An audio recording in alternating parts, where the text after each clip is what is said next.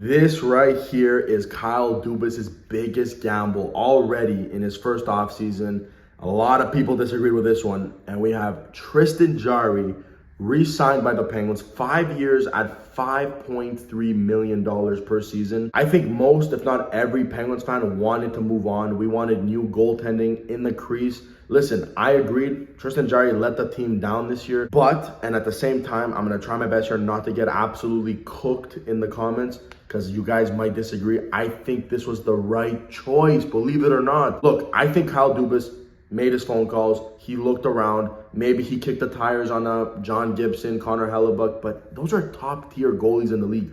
What is it going to take to acquire those guys? The Penguins have no assets. What are they going to give up? First-round picks, prospects on a goalie? You never know with goalies, man. I don't want to give up a lot for a Connor Hellebuck, just for him to come to the Penguins, give us a .908 save percentage, because you know how random goalies are, and to walk in next year's free agency. And that would cost us picks, prospects. I think the way to go with goaltending is signing in free agency. And at the point of when Jarry was re-signed, who was available that was an upgrade? Sometimes I feel like as fans, recency bias clouds our judgment. I feel like last season shouldn't be the reason why the Penguins purposely downgrade, just to say we changed it. Let's get someone else, because he let us down last year. Let's put that on the table. That's what happened. Jarry let the Penguins down. And keep in mind, right, we can all agree, last season for Jarry was a disaster. The Penguins missed the playoffs, well, because of many things, but one of those being lack of good goaltending. With that being said, right, the season last year was a disaster, okay?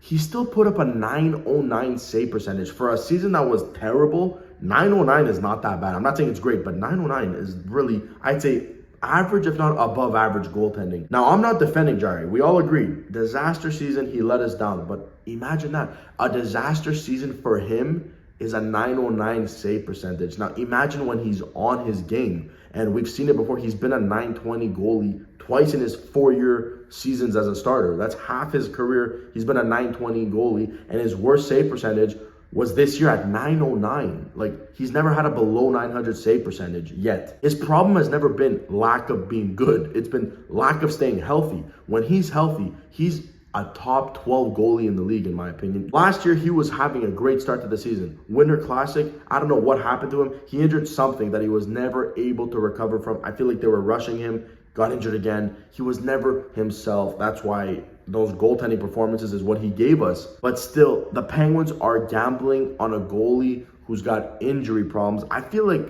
he could get healthy.